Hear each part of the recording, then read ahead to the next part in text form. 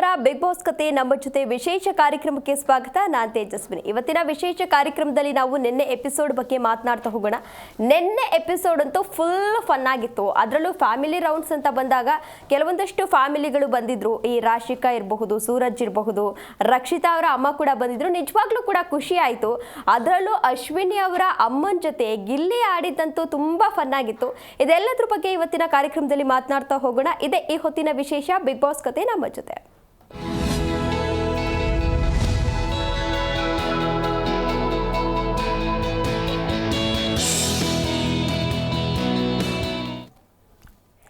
ಇದ್ರ ಬಗ್ಗೆ ಮಾತನಾಡಲಿಕ್ಕೆ ನನ್ನ ಕೊಲೀಗ್ ಕಾರ್ಯಕ್ರಮದಲ್ಲಿ ಜಾಯಿನ್ ಆಗಿದ್ದಾರೆ. ಅವ್ರನ್ನ ಬರ್ಮಾಡ್ಕೊಳ್ಳೋಣ. ಹಾಯ್ ರಮ್ಯಾ ಅವರೇ, ಕಾರ್ಯಕ್ರಮಕ್ಕೆ ಸ್ವಾಗತ. ಹಾಯ್ ತೇಜಸ್ವಿನಿ. ಹಾಯ್ ರಾಮ್, ಕಾರ್ಯಕ್ರಮಕ್ಕೆ ಸ್ವಾಗತ. ನಮಸ್ತೆ. ಆ್ಯಕ್ಚುಲಿ ರಮ್ಯಾ ಅವರೇ, ಮೊದಲು ನಿಮ್ಮಿಂದ ಬರೋಣ. ಫ್ಯಾಮಿಲಿ ರೌಂಡ್ಸ್ ಹೇಗಿತ್ತು? ಸಖತ್ತಾಗಿತ್ತು. ಇಷ್ಟು ದಿನ ಫೈಟು, ಬರೀ ಕಿರಿಕ್ಗಳ ನಡುವೆ ಈ ವೀಕಂತೂ ಸಖತ್ತಾಗಿ ನಡೀತಿದೆ. ಕಾಮಾಗಿ ಕೂಲಾಗಿ ಹೋಗ್ತಾ ಇದೆ ಅಂತ ಹೇಳೋದ್ರಲ್ಲಿ ಎರಡು ಮಾತೇ ಇಲ್ಲ. ಚೆನ್ನಾಗಿದೆ. ಮತ್ತು ಪ್ರೇಕ್ಷಕರು ಅಷ್ಟು ಇಷ್ಟು ದಿವಸ ಬರೀ ಕಿರುಚಾಟ ಅದು ಇದು ಅಂತ ನೋಡ್ತಾ ಇದ್ರ. ಸೊ ಈ ವೀಕ್ ಅಂತೂ ಫುಲ್ ಕಾವ್ಯ ಕ್ಯಾಪ್ಟನ್ ಆಗಿದ್ದಾರೆ. ಕೂಲಾಗಿ ಚೆನ್ನಾಗಿ ಹೋಗ್ತಾ ಇದೆ. ನೋಡ್ಲಿಕ್ಕೂ ಚೆನ್ನಾಗಿದೆ, ಫನ್ ಆಗಿದೆ. ಫ್ಯಾಮಿಲಿ ರೌಂಡ್ ಬಗ್ಗೆ ನೀವೇನು ಹೇಳ್ತೀರಾ ಸರ್? ನೋಡಿ, ಫುಲ್ಲು ಎಮೋಷನಲ್. ಫ್ಯಾಮಿಲಿ ಅಂತಂದ್ರೆ ಒಂದು ಎಮೋಷನ್. ಹೌದು. ಯಾಕೆಂದ್ರೆ ಇವರು 90 ದಿವಸದಿಂದ ಅವ್ರ ಫ್ಯಾಮಿಲಿ ನೋಡಿರೋದಿಲ್ಲ. ಸೊ ಅದೊಂದು ಎಮೋಷನ್ ಕಾಣ್ತಾರೆ. ನೋಡಿದ ತಕ್ಷಣ ಏನಾಗುತ್ತೆ, ಸೊ ಸಹಜವಾಗಿ ಎಮೋಷನ್ ಆಗಿ ಅವರು ಎಮೋಷನ್ ಆಗ್ತಾರೆ.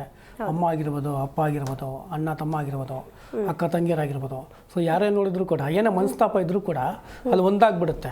ಕೆಲವರು ಅಣ್ಣ ಅಕ್ಕ ಕಿತ್ತಾಡಿರ್ತಾರೆ, ಅಣ್ಣ ತಮ್ಮ ಸ್ವಲ್ಪ ಮನಸ್ತಾಪಗಳಿರುತ್ತೆ.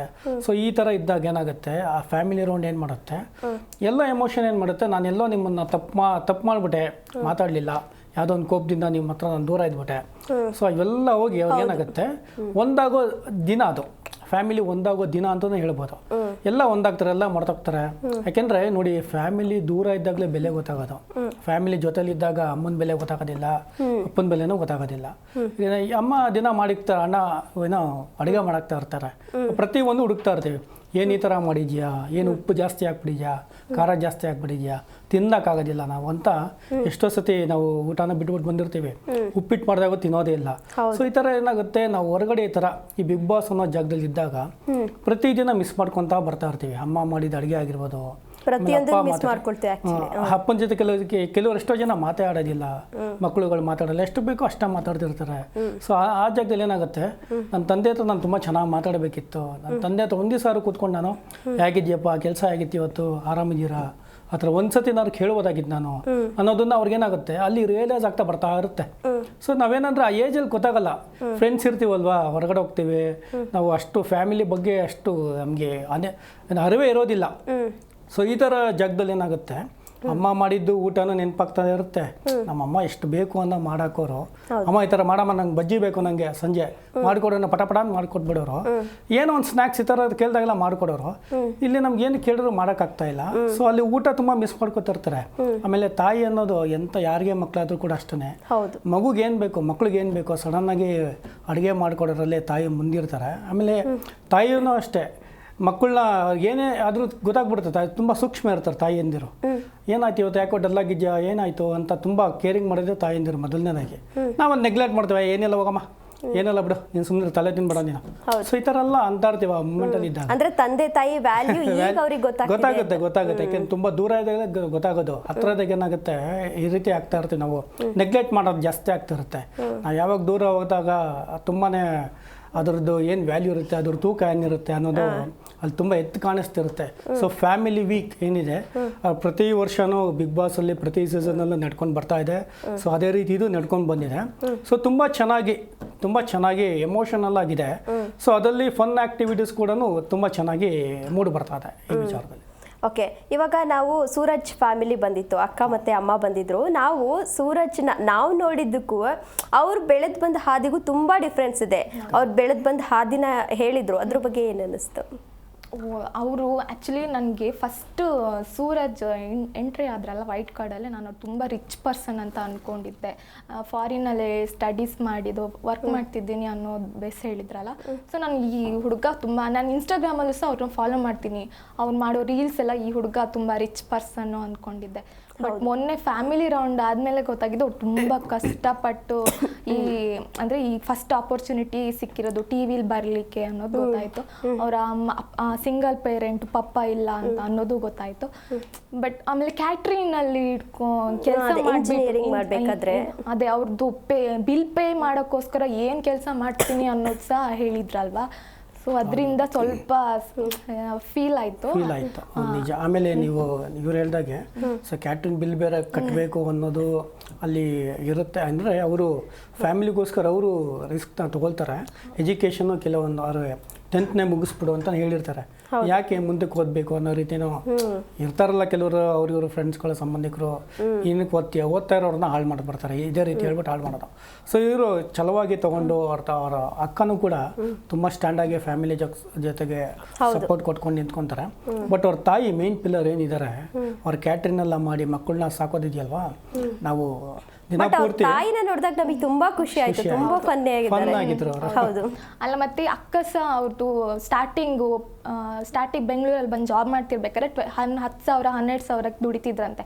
ಅದು ಸಹ ಅವ್ರಿಗೆ ಆ ದುಡ್ಡಲ್ಲಿ ಕೂಡಿಸ್ಬಿಟ್ಟು ಸೂರಜ್ ಎಜುಕೇಶನ್ ಸಹ ನೋಡಿದ್ದಾರೆ. ಹೌದು, 10-12,000 ಅಂದ್ರೆ ಬೆಂಗಳೂರಲ್ಲಿ ಇರೋದು ತುಂಬಾ ಕಷ್ಟ, ಯಾವ್ದಕ್ಕೂ ಸಾಲಲ್ಲ. ರೆಂಟ್ ಇಂದ ಹಿಡಿದು ರೇಷನ್, PG ರೆಂಟೇ 8,000 ಹತ್ರ ಇರತ್ತೆ. ಅದರಲ್ಲಿ ಸಹ ಅವರು ಅಷ್ಟರಲ್ಲಿ ಮೇಂಟೈನ್ ಮಾಡಿ ಸೂರಜ್ನ ಓದಿಸಿದ್ದಾರೆ. ಅದೆಲ್ಲ ನಿಜ. ಸೂರಜ್ ಬಗ್ಗೆ ಈ ತರ ಬ್ಯಾಕ್ ಗ್ರೌಂಡ್ ಇದೆ ಅನ್ನೋದು ಗೊತ್ತಾಗ್ಲಿಲ್ಲ. ಫ್ಯಾಮಿಲಿನಿಂದ ಪಾಸಿಟಿವ್ ಎನರ್ಜಿ ಬಂದಿರೋ ತರ ಸೋಷಿಯಲ್ ಮೀಡಿಯಾದಲ್ಲಿ ಕಾಮೆಂಟ್ಸ್ ಗಳೆಲ್ಲ ನೋಡ್ತಾ ಇದ್ರೆ ಸೂರಜ್ಗೆ ಪಾಸಿಟಿವ್. ಈಗ ಸೂರಜ್ ಮೇಲೆ ಏನೋ ಒಂಥರ ಒಪಿನಿಯನ್ ಚೇಂಜ್ ಆಗಿದೆ ಜನರಿಗೆ. ಈಗ ಹೌದು, ಕನ್ಸರ್ನ್ ಬಂದಿದೆ. ಇಷ್ಟು ದಿವಸ ಗಿಲ್ಲಿ ಮೇಲೆ ಇತ್ತು ಪಾಸಿಟಿವ್, ಸೂರಜ್ ಮೇಲೆ ಒಂದು 70% ಬಂದಾಗಿದೆ. ಕಾಮೆಂಟ್ಸ್ ಗಳೆಲ್ಲ ಸೋಷಿಯಲ್ ಮೀಡಿಯಾದಲ್ಲಿ ಹರಿದಾಡ್ತಿದೆ ಅಲ್ವಾ. ಹೌದು, ಅದು ಎಲ್ಲರೂ ಸೂರಜ್ಗೆ ಸಪೋರ್ಟ್ ಮಾಡಬೇಕು, ಸೂರಜ್ಗೆ ಸಪೋರ್ಟ್ ಮಾಡಬೇಕು ಅನ್ನೋದು ಬಂದಿರೋದನ್ನ ನಾವು ಕೂಡ ಸೋಷಿಯಲ್ ಮೀಡಿಯಾ ಕಾಮೆಂಟ್ಸ್ಗಳಲ್ಲಿ ನೋಡ್ತಾ ಇದ್ದೀವಿ. ಈಗ ಅಶ್ವಿನಿ ಅವ್ರ ವಿಷಯಕ್ಕೆ ಬರೋಣ. ಅಶ್ವಿನಿ ಅವರು ಅವ್ರ ಮಗ ಹಾಗೂ ಅವ್ರ ತಾಯಿ ಬಂದಾಗ ಎಷ್ಟು ಎಮೋಷನ್ ಆಗಿದ್ರು, ನಿಜವಾಗ್ಲೂ ಕೂಡ ನಮಗೆ ಕಣ್ಣಲ್ಲಿ ನೀರು ಬಂತು, ಅಷ್ಟು ಎಮೋಷನ್ ಆಗಿದ್ರು. ಹೌದು. ಈ ಅಶ್ವಿನಿ ಅಂತ ಬಂದ್ರೆ ಸೆಕೆಂಡ್ ವೀಕ್ ಇಂದ ಫುಲ್ ಚೀರಾಟ. ಅವರು ತುಂಬಾ ಸ್ಟ್ರಾಂಗ್ ವುಮೆನ್, ಅದ್ರಲ್ಲೂ ಇಷ್ಟು ಒಳ್ಳೆ ಮಗು ತರ ಆಡ್ಬಿಟ್ರು ಅವರು. ನೆನ್ನೆ ಅಂತೂ ಅಮ್ಮನ ವಾಯ್ಸ್ ಕೇಳಿ ನೆಲದಲ್ಲಿ ಬಿದ್ದು ಒದ್ದಾಡ್ಬಿಟ್ಟಿದ್ದಾರೆ. ಅವ್ರಿಗೆ ಅಳೋದ್ರಲ್ಲಿ ವಾಯ್ಸೇ ಬರ್ತಿಲ್ಲ, ಮಾತಾಡ್ಲಿಕ್ಕೆ ಬರ್ತಿಲ್ಲ. ಬಿಗ್ ಬಾಸ್ ಪ್ಲೀಸ್ ಅಂತ ಹತ್ಬಿಟ್ರು. ಅದಾದ್ಮೇಲೆ ಅವ್ರ ಮಗ ಹೇಳಿದ್ದು ನಿಜ, ಟು ದ ಪಾಯಿಂಟ್ ಹೇಳಿದಾನೆ. ಏನಂದ್ರೆ ಅಮ್ಮ ನೀನು ಮೆಮೊರೀಸ್ ಕ್ರಿಯೇಟ್ ಮಾಡ್ಕೊ, ಬರೀ ಜಗಳನ್ ಮಾಡ್ಕೋಬೇಡ. ನೀ ಗದ್ದಲ ಇದ್ರೆ ನಿನಗೆ ಮೆಮೊರೀಸ್ ಇರಲ್ಲ. ನೀನಿರೋ ಫ್ಯೂ ವೀಕಲ್ಲಿ ಮೆಮೊರಿ ಕ್ಲಿಯರ್ ಎಲ್ಲರ ಜೊತೆ ಹೊಂದಾಣಿಕೆ ಇರೋ 2-3 ಜನ ಜೊತೆನೇ ಇರಬೇಡ, ಎಲ್ಲರ ಜೊತೆ ಚೆನ್ನಾಗಿರೋ ಅಂತ ಟು ದ ಪಾಯಿಂಟ್ ಹೇಳಿದ್ದಾರೆ. ಇನ್ನು ಮುಂದೆ ಅಶ್ವಿನಿ ಹೇಗೆ ಚೇಂಜ್ ಆಗ್ತಾರೆ ಅನ್ನೋದು ನೋಡ್ಬೇಕಾಗಿದೆ. ಇಲ್ಲಿ ಏನು ಅಂತಂದ್ರೆ ನಾವು ಇಷ್ಟು ದಿನ ಏನ್ ಅನ್ಕೊಂಡಿದ್ವಿ, ಗಿಲ್ಲಿಗೆ ಯಾರು ಕೌಂಟ್ರೇ ಕೊಡಕ್ ಆಗಲ್ಲ ಅಂತ ಅನ್ಕೊಂಡಿದ್ವಿ. ಬಟ್ ಅಶ್ವಿನಿ ಅವ್ರ ಅಮ್ಮ ಗಿಲ್ಲಿ ಕೌಂಟ್ರ್ ಕೊಡ್ತಾ ಇದಾರೆ, ಅದು ನಿಜವಾಗ್ಲೂ ಫುಲ್ ಖುಷಿ ಆಗೋಯ್ತು. ನಿಜವಾಗ್ಲೂ, ಯಾಕೆಂದ್ರೆ ನೋಡಿ ಗಿಲ್ಲಿ ಅವರು ಅವ್ರ ತಾಯಿ ಬಂದಾಗ ಸ್ವಲ್ಪ ಮಾತಾಡೋದಕ್ಕೆ ಹಿಂದೆ ಮುಂದೆ ನೋಡೋದು, ಅಂದ್ರೆ ಭಯ ಆಗ್ತಿದೆ ಮಾತಾಡೋದಕ್ಕೆ. ಯಾಕೆಂದ್ರೆ ಅವ್ರ ಗಟ್ಸ್ ವಾಯ್ಸು ಹೊರಗಡೆ ನಮ್ಮ ಕಡೆ ಇರೋದೇ ಹಿಂಗೆ ಅಂತ ಹೇಳಿದ್ರು ಅವರು. ಆ ಥರ ವಾಯ್ಸ್ ಗಟ್ಸ್ ಅಂತ ಬಂದಾಗ ಎಂಥವ್ರಿಗಾರು ಸ್ವಲ್ಪ ಏನು ರಫ್ ಏನು ಹೇಳೋದು, ಅವ್ರಿಗೆ ಏನಾರು ಹೇಳೋದು, ಏನು ತಿಳ್ಕೊತಾರೋ ಅನ್ನೋದು ಕೂಡ ಅವ್ರಿಗೂ ಸ್ವಲ್ಪ ಮುಜುಗರ ಇತ್ತು ಗಿಲ್ಲಿ ಅವ್ರಿಗೆ. ಸೊ ಸ್ವಲ್ಪ ಭಯನೋ ಅಂತ ಹೇಳಿದ್ರು. ಅದಾದ ನಂತರ ಇವರು ಅವ್ರ ತಾಯಿಯವರು ಅವ್ರಿಗೆ ಟಕ್ಕರ್ ಅಂತ ಅಲ್ಲೆಲ್ಲಿ ಚೆನ್ನಾಗಿ ಫನ್ ಆಗಿ ಅವ್ರು ಹೇಳ್ತಾರೆ. ಅವರು ನಾನು ನಿನಗೆ ಟಕ್ಕರ್ ಕೊಡ್ತೀನಿ ಮಾತಲ್ಲಿ ಅಂತ ಚೆನ್ನಾಗಿ ಅವರು ಫನ್ ಆಗಿ. ನೋಡ್ಬೇಕು ಅಂದ್ರೆ ಗಿಲ್ಲಿನ ಯಾರೆಲ್ಲ ಮನೇಲಿ ಅಗೇನ್ಸ್ಟ್ ಆಗಿ ಅಂದ್ರೆ ಯಾರು ಅವ್ನ್ ಕಾಮಿಡಿ ಮಾಡಿ ನಮ್ಮನ್ನ ಕೀಳ್ ಮಟ್ಟದಲ್ಲಿ ನೋಡ್ತಾರೆ ಅಂತೆಲ್ಲ ಯಾರು ಹೇಳ್ತಾ ಇದ್ರು, ಅವ್ರಗಳ ಪೇರೆಂಟ್ಸ್ ಗಳಿಗೆ ಗಿಲ್ಲಿ. ಹೌದು, ಧನುಷ್ ಅವ್ರ ಪೇರೆಂಟ್ಸ್ ಅವ್ರ ಅಮ್ಮ ನನಗೆ ಗಿಲ್ಲಿನೇ ಇಷ್ಟ ಅಂತ ಹೇಳಿದ್ರು. ಅದು ಒಂಥರ ಇನ್ಸಲ್ಟ್ ಫೀಲ್ ತರ ಆಯ್ತು. ಅಂದ್ರೆ ಅದು ಫನ್ನಿಯಾಗಿ ತಗೊಂಡ್ರೆ ಆಕ್ಚುಲಿ. ನನ್ನ ಮಗ ಇಲ್ಲ ಅಂದ್ರೆ ಧನುಷ್ ಒಂದ್ ವೇಳೆ ಬಿಗ್ ಬಾಸ್ ಅಲ್ಲಿ ಇರ್ಲಿಲ್ಲ ಅಂದ್ರೆ 100% ನಾನು 99 ವೋಟು ಗಿಲ್ಲಿಗೆ ಹಾಕ್ತಿದೆ ಅಂತ ಧನುಷ್ ಮುಂದೆನೆ ಧನುಷ್ ಅಮ್ಮ ಹೇಳಿದ್ರು. ಸೊ ಅದು ಎಲ್ರಿಗೂ ಒಂಥರ ಶಾಕ್ ಆಗ್ಬಿಟ್ಟು, ಸೊ ನಾ ಇಷ್ಟ ದಿವಸ ಇವನ್ನ ಇಷ್ಟೊಂದೆಲ್ಲ ಅಂದ್ರೆ ಕೆಳಗೆ ಹಾಕ್ಬಿಟ್ಟು ಮಾತಾಡಿದ್ವಿ, ಅವನ್ನ ಇದಕ್ಕೋಸ್ಕರನೇ ತುಂಬಾ ಜನ ನಾಮಿನೇಟ್ ಮಾಡಿರೋದು ಸಹ ಇದೆ. ಸೊ ಅದರಲ್ಲಿ ಧನುಷ್ಗಂತೂ ತುಂಬಾ ಗಿಲ್ಟ್ ಫೀಲ್ ಆಗಿರುತ್ತೆ. ನೋಡಿ ಅವ್ರ ಪೇರೆಂಟ್ಸ್ಗೆ ಗಿಲ್ಲಿ ಮಾಡೋದು ಅಂದ್ರೆ ಗಿಲ್ಲಿ ತುಂಬಾ ಚೆನ್ನಾಗಿ. ಯಾಕೆಂದ್ರೆ ಗಿಲ್ಲಿ ಅವ್ರು ಏನಂದ್ರೆ ನೋಡಿ ಬಿಗ್ ಬಾಸ್ ಅಲ್ಲಿ ಈಗ ಈ ಸೀಸನ್ ಅಲ್ಲಿ ಗಿಲ್ಲಿ ಅನ್ನೋರು ಇಲ್ಲ ಅಂದ್ರೆ ಅಲ್ಲಿ ನಾವು ಫನ್ ಆಕ್ಟಿವಿಟೀಸ್ ನೋಡಕ್ ಆಗ್ತಾ ಇರಲಿಲ್ಲ.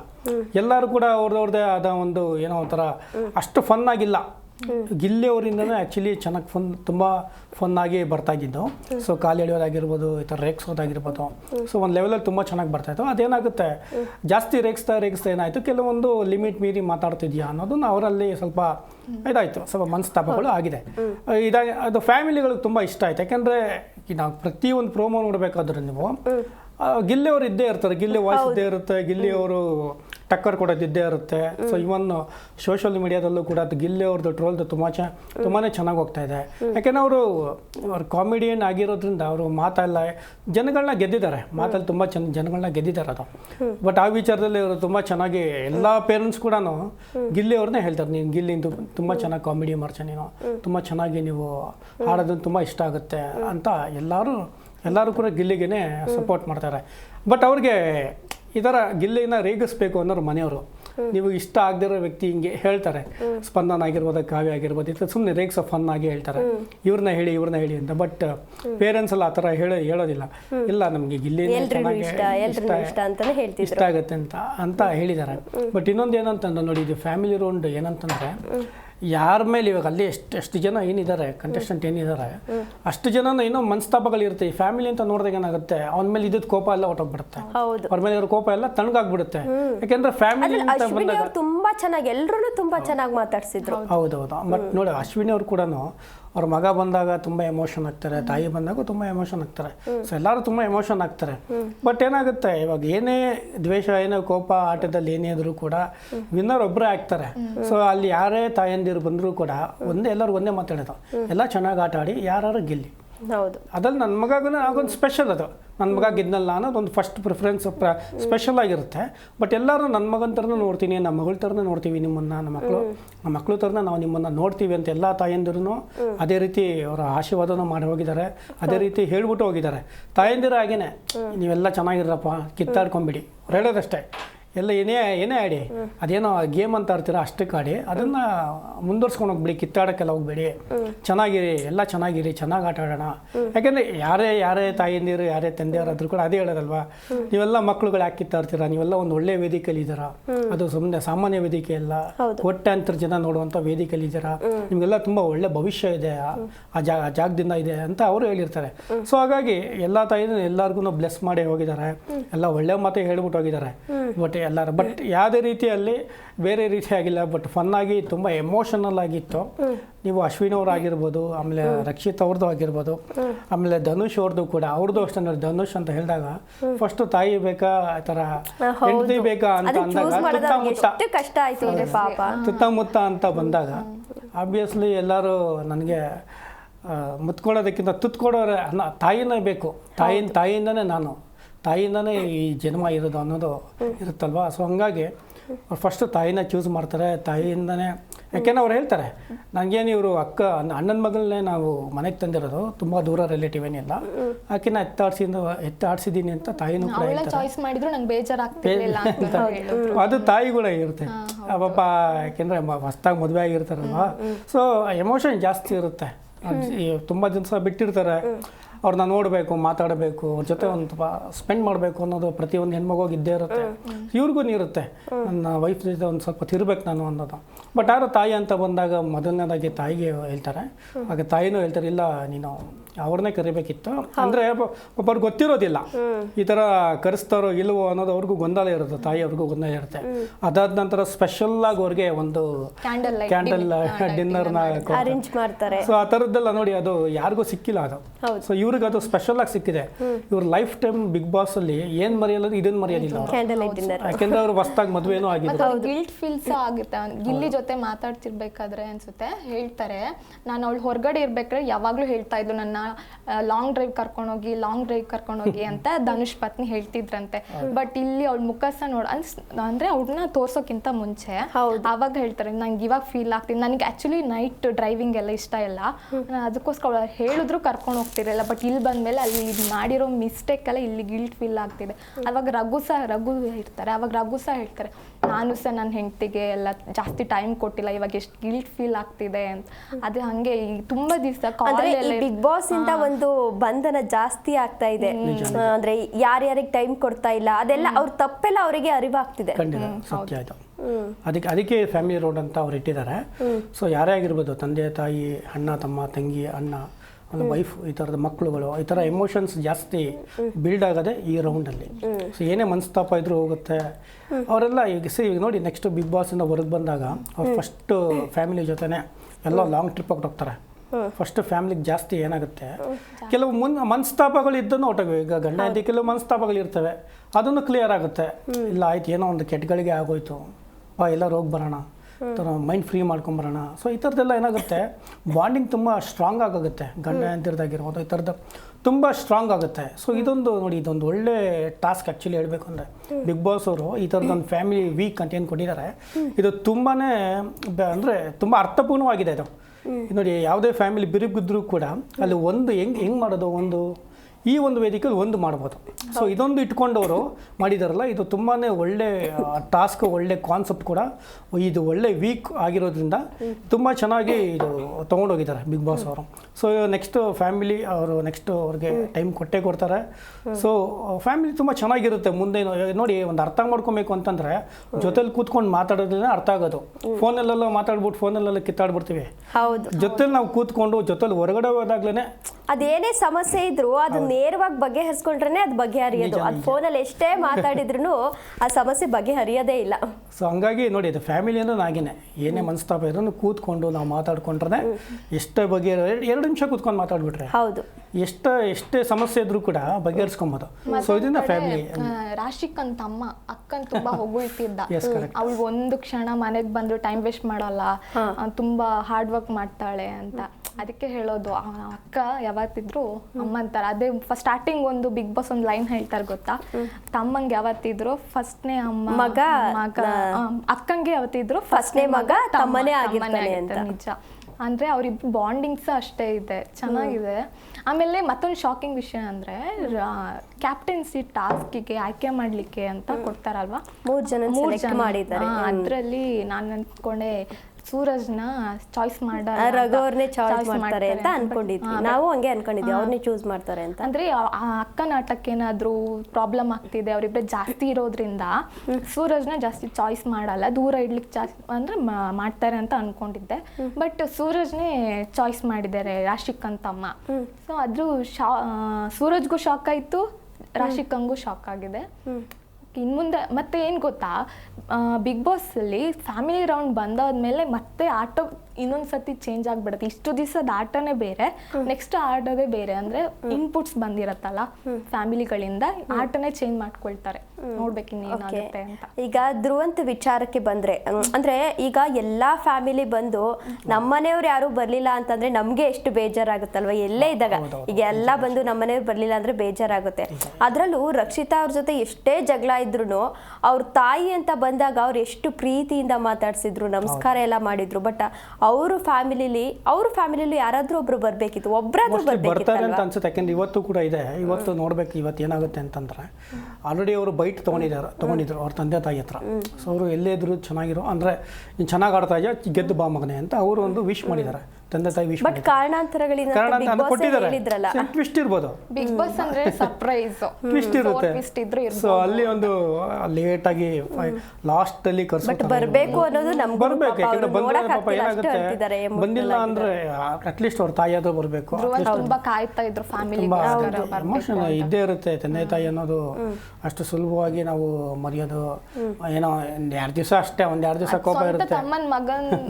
ತಮ್ಮನ್ ಮದ್ವೆಗೆ ಇವ್ರು ಬಿಗ್ ಬಾಸ್ ಅಲ್ಲಿ ಇದ್ರು, ಮಿಸ್ ಆಗಿದ್ರು ಅನ್ನೋದು ಬೇಕು.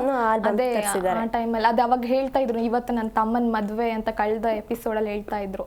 ಅವತ್ತು ಭಾವುಕ ಆಗಿದ್ರು ಧ್ರುವಂತ್. ಇವಾಗ ಬಿಗ್ ಬಾಸ್ ಅದೇ ವಿಡಿಯೋ ಪ್ಲೇ ಮಾಡ್ಬಿಟ್ಟು ತಮ್ಮನ್ ಮದ್ವೆದ್ದು ಆಲ್ಬಮ್ ತಂದಿಟ್ಟಿದ್ದಾರೆ, ನೋಡ್ತಾ ಇದ್ದಾರೆ. ಮೇ ಬಿ ಫ್ಯಾಮಿಲಿ ಅವ್ರು ಯಾರು ಬರ್ತಾರೆ, ಇನ್ನೂ ಇದೆ, ಇನ್ನು ಫ್ಯಾಮಿಲಿ ರೌಂಡ್ಸ್ ಇದೆ. ಸೊ ಇವತ್ತು ಅಥವಾ ನಾಳೆ ಬರ್ಬಹುದು, ಯಾಕೆಂದ್ರೆ ಇನ್ನೂ 2 ಡೇಸ್ ಇದೆಯಲ್ವಾ. ಸೊ ನಂಗೆ ಗೊತ್ತಿರಂಗೆ ಕರೆಸ್ತಾರೆ. ಆಮೇಲೆ ಇವನ್ನ ಟಾಸ್ಕ್ ಕೂಡ ತುಂಬಾ ಲಕ್ಸುರಿ ಟಾಸ್ಕ್ ಕೂಡ ತುಂಬಾ ಚೆನ್ನಾಗಿ ಎಲ್ಲ ಫ್ಯಾಮಿಲಿ ತುಂಬಾ ಚೆನ್ನಾಗಿ ಆಡಿದ್ರು. ಓಕೆ, ಕೊನೆಯದಾಗಿ ನಾವು ಸೋಷಿಯಲ್ ಮೀಡಿಯಾದಲ್ಲಿ ಕೆಲವೊಂದಷ್ಟು ಕಾಮೆಂಟ್ಗಳನ್ನ ನೋಡ್ತಾ ಇರ್ತೀವಿ. ಈಗ ಸೋಷಿಯಲ್ ಮೀಡಿಯಾದಲ್ಲಿ ಏನೆಲ್ಲ ಕಾಮೆಂಟ್ ಮಾಡ್ತಿರ್ತಾರೆ ಅಂತ ಅಂದ್ರೆ, ಏನು ಯುದ್ಧ ಗೆಲ್ಲಕ್ಕೆ ಹೋಗಿದ್ದಾರೆ ಅನ್ನೋ ಲೆವೆಲ್ಗೆ ಇವ್ರು ಆಗ್ತಿದ್ದಾರೆ, ಇಷ್ಟೊಂದು ಡ್ರಾಮಾ ಎಲ್ಲ ಬೇಕಾ, ಇಷ್ಟೊಂದೆಲ್ಲ ಎಮೋಷ್ನಲ್ ಆಗಬೇಕಾ ಅಂತ ಎಲ್ಲ ಜನರು ಕಾಮೆಂಟ್ ಹಾಕ್ತಿರ್ತಾರೆ. ಇದ್ರ ಬಗ್ಗೆ ಏನು ಹೇಳ್ತೀರಾ? ಅಂದರೆ ಜಸ್ಟ್ 2-3 ತಿಂಗಳಿಗೆ ಈ ಥರ ಆಡ್ತಿದ್ದಾರಲ್ಲ ಬಿಟ್ಟಿರೋದಕ್ಕೆ, ಯೋಧರೆಲ್ಲ ಅಷ್ಟು ವರ್ಷಗಳೆಲ್ಲ ಬಿಟ್ಟಿರಬೇಕು, ಅವ್ರು ಸುಮ್ಮನೆ ಇರ್ತಾರೆ, ಇವ್ರು ಈ ಥರ ಡ್ರಾಮಾ ಕ್ರಿಯೇಟ್ ಮಾಡ್ತಿದ್ದಾರೆ ಅನ್ನೋದೊಂದು ಪಬ್ಲಿಕ್ ಒಪಿನಿಯನ್, ಅಂದರೆ ಸೋಷಿಯಲ್ ಮೀಡಿಯಾದಲ್ಲಿ ಕಾಮೆಂಟ್ ಹಾಕೋದು. ಅದ್ರ ಬಗ್ಗೆ ಏನು ಹೇಳ್ತೀರಾ? ಇಲ್ಲ, ಅವ್ರು ಹೇಳೋ ಪ್ರಕಾರ ಯುದ್ಧಕ್ಕೆ ಹೋದ ಯೋಧರನ್ನ, ಯಾಕಂದರೆ ಅವರು ಯೋಧರಂದರೆ ಎಷ್ಟೋ 2 ವರ್ಷಕ್ಕೋ 3 ವರ್ಷಕ್ಕೋ ಬಂದೋಗ್ತಾರೆ ಅಥವಾ 5 ವರ್ಷಕ್ಕೆ ಬಂದೋಗ್ತಾರೆ ಮನೆಗೆ. ಯಾಕೆಂದರೆ ಇವ್ರಿಗೆ ಕಂಪೇರ್ ಮಾಡಿದ್ರೆ ಅವರು ತುಂಬಾ ಗಟ್ಟಿ ಮನಸ್ಸು. ಯಾಕಂದರೆ ಅವ್ರ ದೇಶನ ನನ್ನ ತಾಯಿ ತಂದೆ ಅಂತ ನಿಂತ್ಕೊತಾರೆ ಅವ್ರು ಯಾವುದಕ್ಕೂ ಎದುರೋದಿಲ್ಲ. ಅಂದರೆ ಅವ್ರು ಹಾಗೇ ಇರ್ತಾರೆ ಅವರು. ಬಟ್ ಇವರೆಲ್ಲ ಫ್ಯಾಮಿಲಿ ಎಮೋಷನ್ಸ್, ಇವರೆಲ್ಲ ಆ ಥರ ಬಿಟ್ಟಿರೋಕ್ಕಲ್ಲ. ಯಾಕೆಂದರೆ ಒಂದು ದೃಢವಾಗಿ ನಿಂತ್ಕೊಂಡ್ರೆ ನಾನು ಇಷ್ಟು ವರ್ಷ ಬಿಟ್ಟಿರ್ತೀನಿ ನನ್ನ ದೇಶಕ್ಕಾಗಿ ಅಂತ ನಿಂತ್ಕೊಂತಾರಲ್ವಾ. ಸೊ ಆ ಥರ ನಿಂತ್ಕೊಂಡ್ರೆ ಅವ್ರ ಮನ್ಸು ಹಾಗೆ ಇರುತ್ತೆ. ಬಟ್ ಸೋಷಿಯಲ್ ಮೀಡಿಯಾದಲ್ಲಿ ಹೇಳಿರೋದು ಕೆಲವೊಂದು ಪಾಯಿಂಟ್ಸ್ ಅಕ್ಸೆಪ್ಟ್ ಮಾಡಬೇಕಾಗತ್ತೆ. ಏನಂದ್ರೆ ಫೋನ್ ಕಾಲ್ಸ್ ಇಲ್ಲ ಸರ್. ಹೌದೌದು, ಏನಿಲ್ಲ. ಅಂದ್ರೆ ಬೇರೆಯವರಿಗಾದ್ರೆ ಫೋನ್ ಕಾಲ್ಸ್ ಇರುತ್ತೆ. 3 ಮಂತ್ ಇಂದ ಒಂದ್ ಮನೆಯಿಂದ ಒಂದು ಫೋನ್ ಇಲ್ಲ, ಹಲೋ ಅನ್ನೋ ವಾಯ್ಸ್ ಇಲ್ಲ. So ಹಂಗೆ ಫೀಲ್ ಆಗುತ್ತೆ ವಾಯ್ಸ್ ಕೇಳಿದಾಗ. ಅಂದ್ರೆ ಅವರು ಅಟ್ಲೀಸ್ಟ್ ಅವರಿಗೆ ಆಪ್ಷನ್ ಇರುತ್ತೆ ಫೋನಲ್ಲಿ ಆದ್ರೂ ಮಾತಾಡೋಕೆ, ಏನು ಇಲ್ವಲ್ಲ. ಸೊ ಹಾಗಾಗಿ ವಿಡಿಯೋ ಕಾಲಲ್ಲೆಲ್ಲ ಮಾತಾಡೋ ಚಾನ್ಸಸ್ ಇರುತ್ತೆ. ಬಟ್ ಇವರಿಗೆ ಫೋನ್ ಒಂದು ವಾಯ್ಸ್ ನೋಟ್ ಬಂದ್ರೆ ಸಾಕು ಅಂತ ಕಾಯ್ತಾ ಇರ್ತಾರೆ. ಸೊ ಹಂಗಾಗಿ ಇದು ಅದೇ ಕಳೆದ ವೀಕಲ್ಲೇನೋ ಅದು ಇತ್ತಲ್ವಾ. ಸೊ ಅವಾಗ ಕಿಚ್ಚ ಸುದೀಪ್ ಹೇಳಿದ್ರು, ಇದು ಕೆಲವ್ರ ಭಾವನೆಗಳ ಜೊತೆ ಎಲ್ಲ ಮಾತಾಡಬಾರ್ದು ಕಾಮೆಂಟ್ಸ್ಗಳಿಗೆ ಅನ್ನೋದು. Okay, thank you so much. ಇಬ್ರು ಕಾರ್ಯಕ್ರಮದಲ್ಲಿ ಭಾಗಿಯಾಗಿ ತುಂಬ ಚೆನ್ನಾಗಿ ಮಾತಾಡಿದ್ರೆ. Thank you so much. Thank you. ನೋಡಿದ್ರಲ್ಲ ವೀಕ್ಷಕರೇ, ಇದಾಗಿತ್ತು ಈ ಹೊತ್ತಿನ ಬಿಗ್ ಬಾಸ್ ಅಪ್ಡೇಟ್ಸ್. ಮತ್ತಷ್ಟು ಅಪ್ಡೇಟ್ಸ್ಗಾಗಿ ನೋಡ್ತಾ ಇರಿ ಜೈ ಕನ್ನಡ ನ್ಯೂಸ್, ಸತ್ಯವೇ ಸುದ್ದಿಯ ಜೀವಾಳ.